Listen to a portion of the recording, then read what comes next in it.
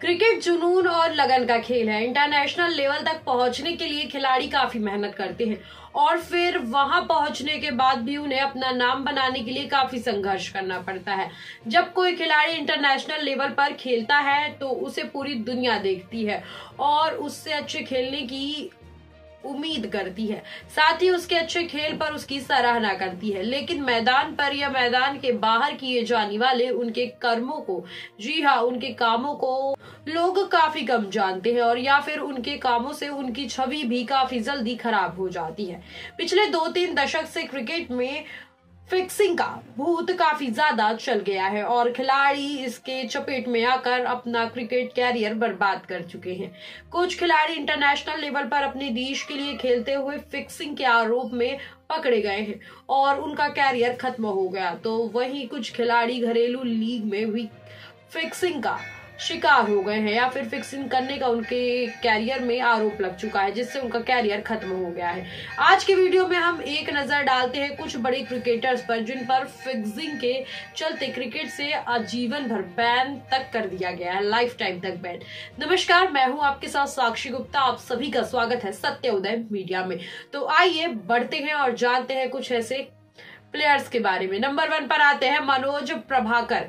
मनोज प्रभाकर को भारत के बेहतरीन ऑलराउंडर्स में से एक माना जाता था। उनकी गेंदबाजी कमाल की थी। भारत के लिए 96 टेस्ट और 157 वनडे विकेट लेने वाले प्रभाकर टेस्ट और वनडे दोनों में भारत के लिए शानदार काम करते थे। 1996 में वर्ल्ड कप के बाद प्रभाकर को इंग्लैंड दौरे के लिए भारतीय टीम ने नहीं चुना गया, जिसके बाद उन्होंने उस समय टीम के कप्तान मोहम्मद अजहरुद्दीन पर मैच फिक्सिंग का आरोप लगाया। उन्होंने 1999 में तहलका के स्ट्रिंग ऑपरेशन में भी हिस्सा लिया और बीसीसीआई के खिलाफ आवाज उठाई। इसके बाद बीसीसीआई ने जांच कराई और खुद प्रभाकर को ही फिक्सिंग का दोषी पाया, जिसके बाद उन्हें आजीवन के लिए बैन कर दिया, लाइफ टाइम बैन कर दिया। नंबर 2 पर आते हैं हैंसी क्रॉनिए। दक्षिण अफ्रीका के पूर्व कप्तान और अफ्रीका के लिए 9000 से ज्यादा इंटरनेशनल रन बनाने वाले हैंसी क्रॉनिए पर 7 अप्रैल 2000 में फिक्सिंग का आरोप लगा था। उनके साथ हर्षल गिब्स और निकी बॉय का नाम भी शामिल था इस कांड में। इस केस की जांच कराई गई और क्रॉनिए ने भी अपना अपराध स्वीकार कर लिया, जिसके बाद उन पर क्रिकेट से आजीवन बैन लगा दिया गया, यानी कि लाइफ टाइम तक के लिए उन्हें बैन कर दिया गया। इसी के साथ मैं आपको एक चीज और बता दूं कि सितंबर 2001 में उन्होंने अपने ऊपर लगाए गए बैन के खिलाफ अपील की, लेकिन उनकी अपील को तुरंत खारिज कर दिया गया। 1 जून 2002 को एक विमान दुर्घटना में 32 वर्षीय क्रॉनिए की मौत भी हो गई है। जब उनकी मौत की जांच कराई गई तो पता चला कि पायलट की लापरवाही से विमान दुर्घटना का शिकार हुआ है। हालांकि उनकी मौत के बाद कई लोगों का मानना था कि फिक्सिंग का सच बाहर ना आए, इसलिए क्रॉनिए की हत्या करवा दी गई है। लेकिन इसमें क्या सच है ये तो भगवान ही जानते हैं, हम क्या बता सकते हैं। इसी के साथ नंबर 3 पे आते हैं श्रीशांत। श्रीशांत जब इंटरनेशनल क्रिकेट में आए थे तो उन्हें आक्रामक तेज गेंदबाज के रूप में जाना जाता था। उन्हें ऐसे गेंदबाज के रूप में जाना जाता था जिसमें विकेट लेने की काफी भूख थी और उनका इंटरनेशनल कैरियर काफी अच्छा चल रहा था। लेकिन 2013 में श्रीशांत को इंडियन प्रीमियर लीग में स्पॉट फिक्सिंग करते के लिए आरोप ऐसा लगाया गया था और गिरफ्तार कर लिया गया था। श्रीशांत को जानबूझकर नो गेंद फेंकने के लिए 40 लाख रुपए लेने का दोषी पाया गया और वहां 9 गेंद उन्होंने किंग्स 11 पंजाब के खिलाफ मैच में फेंकी थी। श्रीशांत ने सट्टेबाजों को संकेत देने के लिए अपनी रुमाल का इस्तेमाल किया था और जब उन पर सारे आरोप साबित हो गए तो बीसीसीआई ने उन्हें क्रिकेट से आजीवन के लिए बैन कर दिया।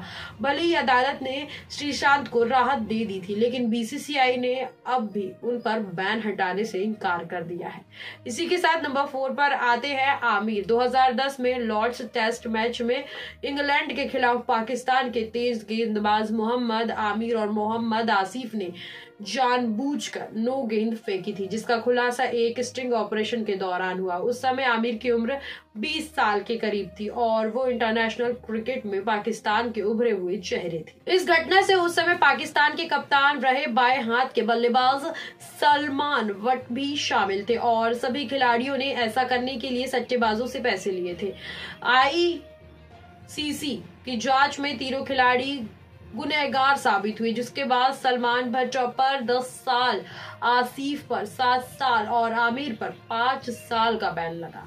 इसके अलावा वट को 30 महीने, आसिफ को 1 साल और आमिर को 6 महीने जेल की सजा काटनी पड़ी।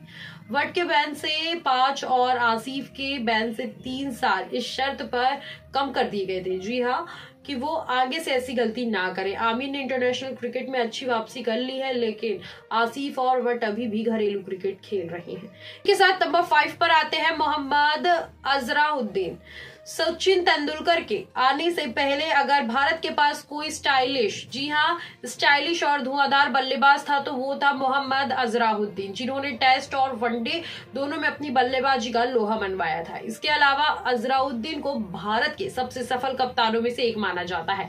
15,000 से ज्यादा इंटरनेशनल रन बनाने वाले अजहरुद्दीन पर फिक्सिंग में शामिल होने का आरोप फिक्सिंग में फंसे अफ्रीकी खिलाड़ी हैंजी क्रोनिये ने लगाया था। रिपोर्ट्स के मुताबिक क्रोनिये को सट्टेबाजों से अजहरुद्दीन ने ही मिलवाया था, क्योंकि उनका सट्टेबाजों से लंबा समय तक संबंध था। इसके अलावा अजहरुद्दीन पर मुंबई के अंडरवर्ल्ड से भी गहरी दोस्ती रखने का आरोप लगा और उनका कैरियर बुरी तरीके से बर्बाद होने लगा। 2000 में बीसीसीआई और आईसीसी ने उन्हें आजीवन के लिए बैन कर दिया। कुछ सालों बाद आंध्र प्रदेश हाईकोर्ट ने यह निर्णय लिया कि बीसीसीआई ने तो अपना बैन हटा लिया, लेकिन एक तरीके से देखा जाए तो अभी भी एक्टिव नहीं है। तो आज की वीडियो में हमने जाना कुछ ऐसे खिलाड़ियों के बारे में जिनके ऊपर फिक्सिंग का आरोप लगा है।